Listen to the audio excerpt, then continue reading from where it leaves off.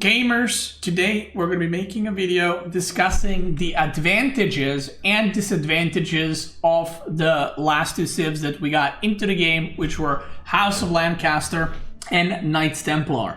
So let's start with House of Lancaster. So advantages and disadvantages. Now I'm not going to be talking, or hopefully I'm not going to be talking too much about balance, but rather just design the way the civ plays and what are some weaknesses of it, what are some strengths of it.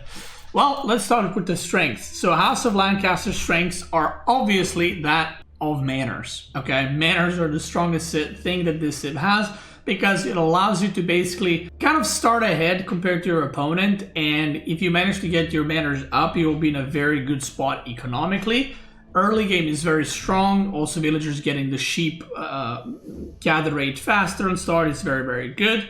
And then the Imperial Age is like their peak. So the advantage of House of Lancaster is how easy it is to defend and how easy it is to be defensive, not really worry about what your opponent is doing, and just kind of do your own thing and still be able to fight it out. There's a lot of civs in the game that you can't just sit back because the opponent can take over the map, but because your bonuses, with manners and stuff are so good that it gives you so much passive income. Even if you're sitting back and chilling, you are actually still able to contest your opponent, especially if you summon Demon Lancers. So I would say the biggest strength for House of Lancaster is that, and then the Imperial Age economy, obviously with 9 manners, also giving you gold and having the Demon Landmark to Wingard Palace to produce units very, very efficiently is a very strong thing about it.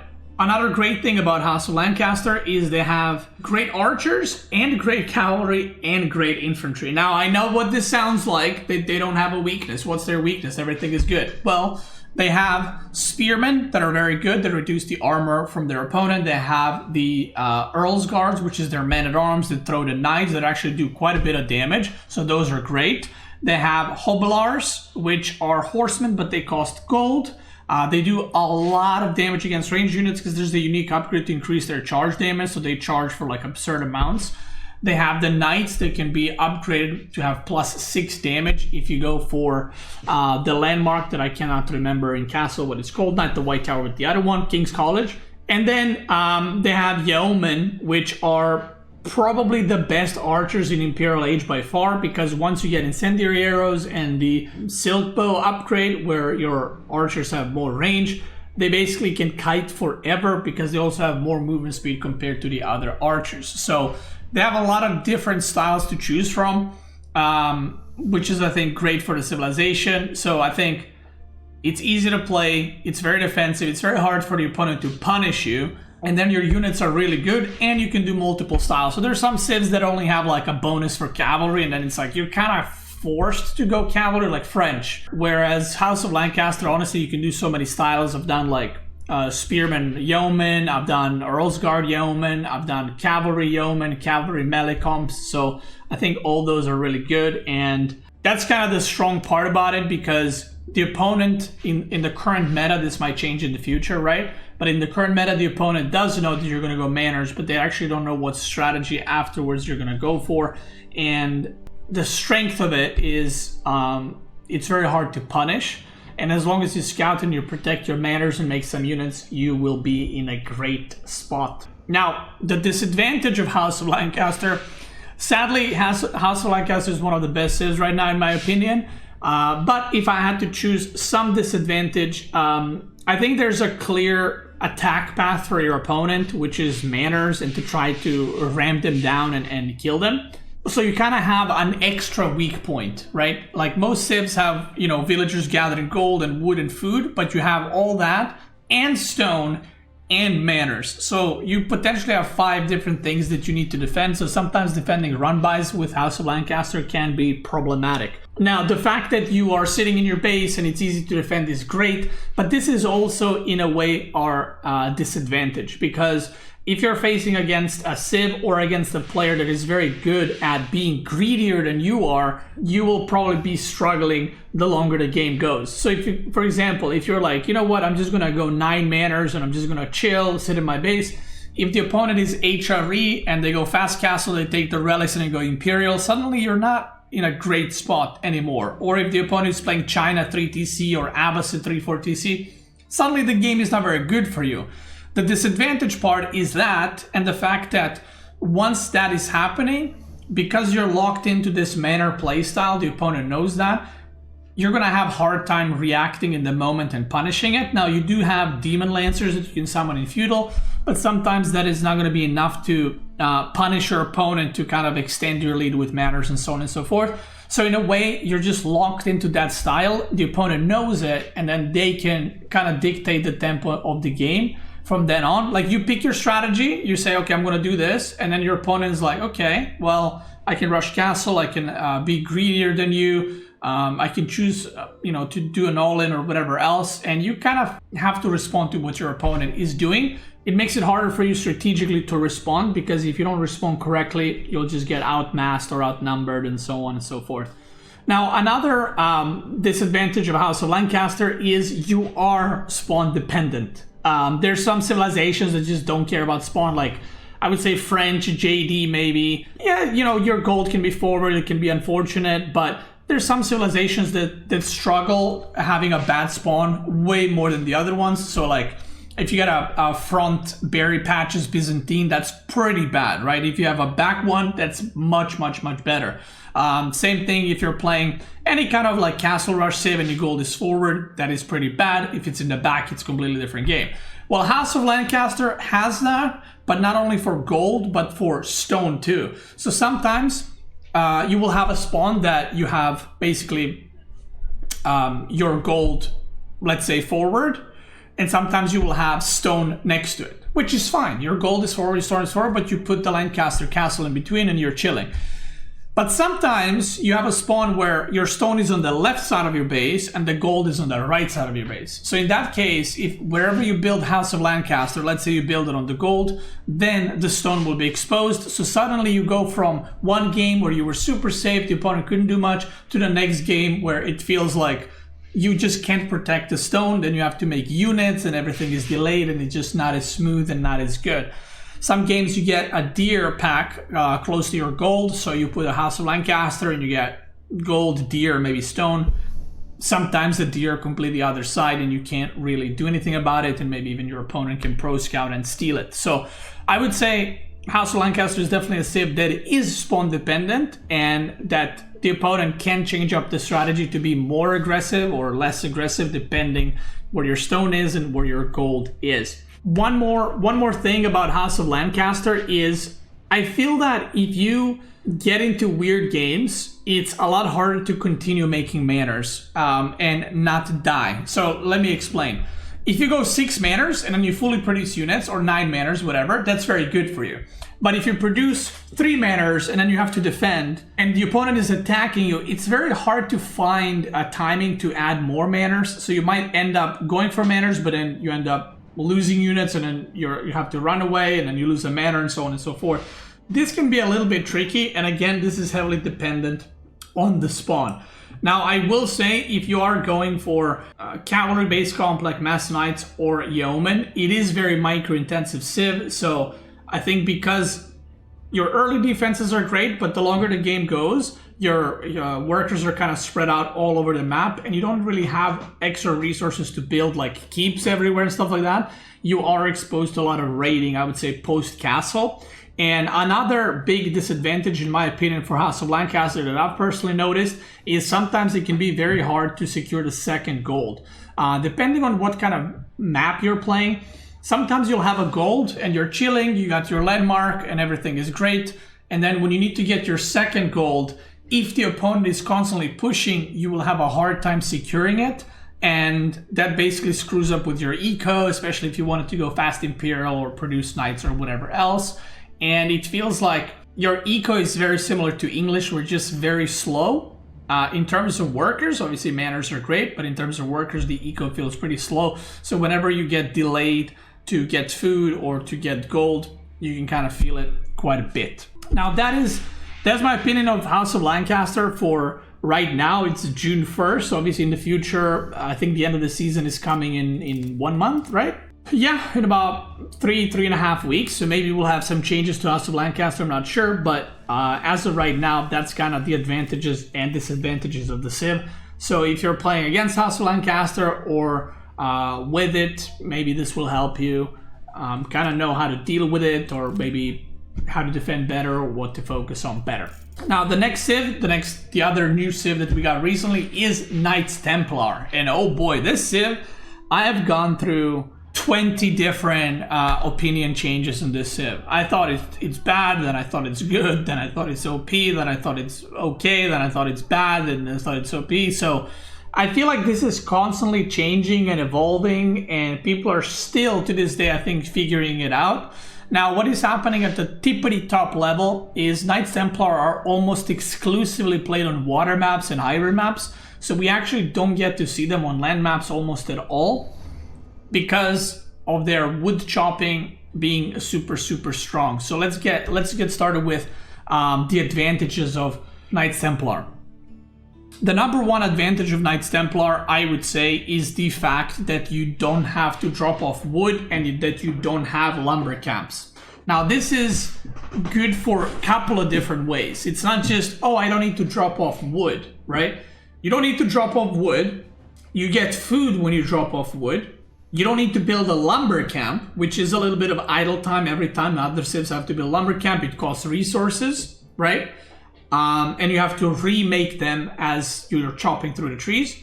But also, and this is one thing that I realized like 3 weeks into House or Templars being released, is you don't need to get economic upgrades for the wood chopping, which is great because you're saving a lot of resources on that. And I still kind of wonder if they should add lumber chopping upgrades, same as other civs have, just not on a lumber camp, but maybe another building like mill or mining camp. Because if you don't know how Knights Templar work, in Dark Age they have certain amount of gather rate on wood. The moment you age up, that amount increases automatically. So basically, as you advance per ages, you're chopping trees faster and faster. So they're kind of getting that economic upgrade for free, and they don't have to build a lumber camp, and they get food from it, and they don't have to drop off. So that's the number one strongest thing about Knights Templar, and this is why they're playing on water maps, and this is why they're played on hybrid maps, because not having to do all those things allows you to age up faster. It allows you to have way more wood compared to your opponent, so you can focus on making military ships and stuff like that and take map control. And it is pretty hard to lose with them on hybrid and water maps for all those reasons. Next strength for Knights Templar is the age up mechanic, and the age up mechanic is an advantage and a disadvantage at the same time, and I'll talk more about the disadvantage part a little bit later. The advantage part is that you age up super quick and you're not using villagers to age up, which is great. So you don't need to pull villagers, you don't need to risk losing villagers while you're aging up, none of that. This is also a disadvantage, but at the same time, it allows you to kind of have smoother gameplay. You don't gotta, have to worry about it. You don't have to pull villagers off of resources. And another advantage is that the opponent does not know when you're aging up. So other civs, sometimes, they will see the landmark and they're gonna dive your units and kill your villagers. With Knights Templar, the opponent does not know when you're aging up because there is no way to tell. The fact that they have 9 different age ups, 3 per age, I think is also a strategic advantage where if you are, for example, playing ladder, I'm not talking about pro level, but if you're just playing ladder and you're only playing KT, even if you're playing like a bad age up, it will still be very strong because your opponent has way less experience playing against that age up. So let's say you are going with Knight Hospitalier age up with Feudal. That is probably the least popular one, I would say, by far. So if you go Knight Hospitalier age up every game and you're only playing KT, even though it's not good, it will actually be very strong because your opponent has maybe seen it a few times and hasn't played too many games against it, which gives you a strategic advantage, and this goes for every single age. If you go for the Genitor age up in Castle, where you get the ranged javelin throwers, I mean, I played against them like maybe 5 times total, and I have played hundreds and hundreds of games still since the DLC came out. So I think that's a pretty good strategic advantage. And you can have a lot of different styles. You can have a lot of different unit comps with Knights Templar, which makes them very fun to play, but also, like I said, very good strategically. Next thing, their gold generation in Imperial is the best in the game by far. It's not even comparable. That is a huge, huge advantage in Imperial Age. You simply will not be able to spend the gold. I think, I can't remember the exact number, but I think you get 2,500 gold per minute with 10 pilgrims, which is just like a minute, which is just insane because they cost 0 supply. Obviously, you need to make fortresses, but the fact that they don't cost supply, the fact that you can set that up and then you're just permanently printing gold is crazy, because usually civilizations that have this kind of passive gold that doesn't cost supply, those civs usually have weaker units. But Knights Templar actually have the strongest unit in the game right now, and again, this unit might be nerfed in the future, but Szlachta Cavaleria, which is their Polish cavalry, is, in my opinion, single-handedly the best unit in the game by far. So the fact that they cost gold and you get gold for free, thus you have more supply to make units, and your units are the strongest in the game, makes it like incredibly hard to play against. So that's another advantage for Knights Templar. And then I think having their siege be cheaper is pretty good. It's not a massive deal, but your siege being cheaper can come in handy quite a bit, especially if you're massing like Mangonels or Springles or something like that. And then last thing that I want to touch upon is the fortresses. So having fortresses around the map where you can put them in strategic positions like keeps is very strong, because fortresses also buff your units quite a bit, which makes it like really good keep. Now, the fact that it costs less stone, it means that you can have a lot more of them compared to the other civilizations where their keep costs 900 stone, yours costs 600. And not only it costs 600 stone, 300 gold, but you also get almost immediate, the return starts happening immediately once the pilgrims are coming out, because you're not just getting a fortress, or a keep, sorry, you're getting a fortress that acts as a keep. It buffs your units if you fight near it. It increases the amount of gold that you drop off on the sacred site if you have that upgrade. It can also increase your relics gold from the monasteries, but it also summons the pilgrim with the next pilgrim that goes and gives you kind of return almost immediately. And if the pilgrim makes a few trips, you kind of paid off for your fortress. And if you create a line of fortresses to the sacred site, it becomes hard for the opponent to deal with it. The great thing about it is also that you can have an infinite amount of landmarks. So if you're ever playing some kind of weird game, whether it's an FFA or team game or 1-in-1, you can make like 50 fortresses, you know, in theory, or in 1-on-1s you can make 7, 8, 9, 10 landmarks, which basically makes them like China and Jushi, where it becomes very hard to landmark snipe them. So I would say all those things are probably big strengths of Knights Templar, and I think their units are all extremely strong in Imperial Age. Knights Hospitaliers are great in Imperial, the Sergeants are great in Imperial, Chandelier Knights not so much, but then you have the Genoese crossbowmen are super strong in Imperial, Szlachta Cavalry, super strong, Condottieri, I don't know what it's called, is super strong, and also the Teutonic Knight is super strong in Imperial as long as you have the resources for it. So I think their units are really strong compared to most of the Civ's units, and if you can mass any of them, you're going to do pretty well. Now, the disadvantages. Knights Templar right now on land maps is, at least at the pro level, is in a weird spot where it is a Knight Civ, but it's not quite as strong as Knight Civs. Because of that, if you're playing Knights Templar against French, or Knight Templar against JD, or Knight Templar against Rus, I feel like those civs have an advantage against you on land maps because they can out-pressure you super early on. The disadvantage of Knights Templar is also the fact that Pilgrims are very good, but they're also a disadvantage depending what civ you're playing against and what your opponent is doing.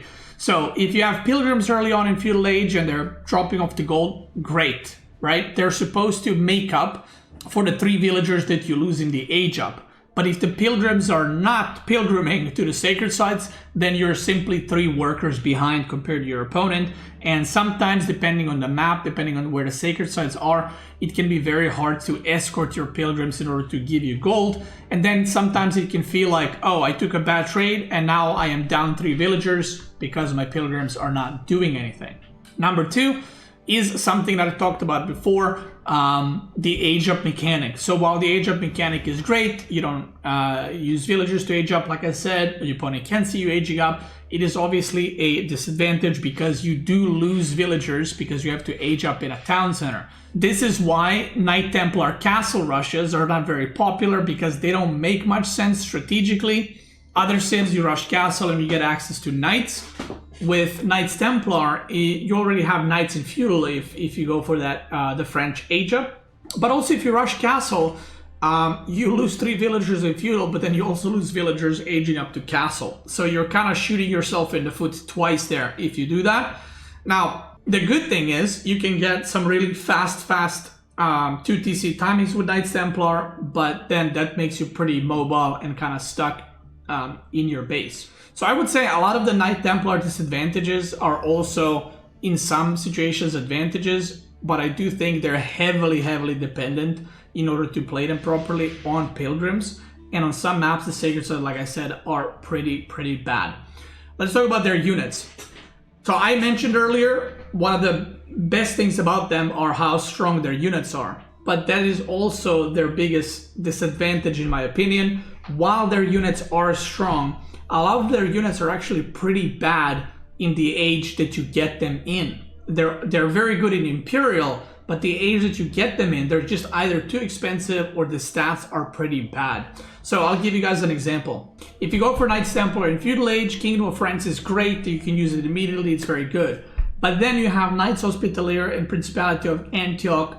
These units are pretty bad in Feudal Age. And they're very expensive as well, and it's very hard to justify making them because they're just not as good as some of the other civs that some of the other units that other civs can produce. So a Hospitalier Knight costs 60 gold, 50 food, and they're infantry unit. They're basically a man-at-arm. So usually men-at-arms cost 100 food, 20 gold. These guys cost 60 gold, which makes them quite expensive. So even if you did some kind of strategy where you're massing them, you would run out of gold pretty quick, and then you have to go on the map. But also they only have 1 ranged armor, which makes it very bad against archers, and archers can just kite and kill it. Now obviously elite Hospitalier Knights are completely different, because then suddenly, because you have pilgrims, I'm assuming, in Imperial, and they're fully upgraded, they only cost 50 food because your gold is basically infinite. So then they become very good. But at the age that you get them in, and even castle, they're pretty bad and pretty underwhelming. Sergeants is a very similar story. Now sergeants, I will say, have a bit more use than Hospitalier Knights, but this unit costs 70 food and 50 gold, and archers kill it. Like whenever a gold unit in Feudal Age is killed by archers, there's something wrong there, okay? Usually gold units in Feudal are knights and men-at-arms, and they should both be able to kill archers, or otherwise you will just get kited and you know, just slowly killed. And the fact that they're so expensive makes them very hard to justify. They're kind of all-around unit, and they kind of work like a ram, right? But in Feudal Age, you either want to make, you know, spearman archer or knight archer or you know, knight spearman, but these guys kind of, they feel like they don't really fit in any of those comps, so they're pretty weird to use. Now continuing into Castle Age, you have heavy spearmen. Now initially I thought this unit would be the best unit from Knight Templar by far, and I think it's still very good, but it is not what I expected it to be. So to be fair, I'm not gonna shit talk it too much. I do think it's good, but that's your whole age up, you know. Genoese crossbowmen, again, these are amazing in Imperial. They're basically hand cannoneers in Imperial, and at the cost of 80 food, 100 gold for a hand cannoneer in Imperial, they're great. But their stats in Castle compared to Imperial are not that impressive. So most of the time when you do go for Genoese age up to get extra gold for pilgrims, you don't actually make them until Imperial. So again, we have a situation where the unit you're unlocking, you don't make them until Imperial Age, which is a bit of a problem. And then you have Genitors, which in my opinion are probably going to get buffs in the near future because they're just not that great, and even in Imperial, not that great. Now, another disadvantage of Knight Templar, in my opinion, is the economy. Now, I mentioned that once you have Imperial and have Pilgrims and everything is set up, it's maybe even the best civ in Imperial because of Schlachta, Cavalleria. But getting to that point, it takes so long. It just takes so long to get to that point. To get to a point where your sacred site is secured, you have fortresses, you have enough fortresses for pilgrims, you have all the upgrades that you need, and then you're fully producing either Genoese crossbowmen or Schlachta or Teutonic Knights or Condottieri. The opponent has usually there's like a timing like this where the opponent can stop you what you're doing. The opponent has a timing like this where they can stop what you're doing and try to do damage and so on and so forth. And I think another disadvantage is other civs are kind of slowly going on a map and expanding, so it's very easy to start securing parts of the map. The moment you start playing Templar, the moment you get the first Pilgrim out, the map is suddenly, you're not only in your base, you need to cover half the map, right? So you need to be very active, you need to cover half the map. You can't just wall everything that early on, and even once you get to fortresses, you can't just cover everything with like 3 fortresses. You need like 5 or 6 fortresses in order to secure that Pilgrim line. So they're very open to harassment, but if you survive all of that, they're going to be in a very good spot. And the last disadvantage, I would say, this is not a massive deal. I have had some games where I lost, and I had some games where I sniped my opponent. But if you ever get in long feudal with Knight Templars where you're both fighting and you're all-inning him, he's all-inning you, just remember that in Feudal Age, they have one landmark. So if you snipe the TC, you actually just win the game. And I had a game recently where I played Delhi versus Knight Templar, and I was all-inning with Delhi, and at one point I was like, I could just make Rams and kill him.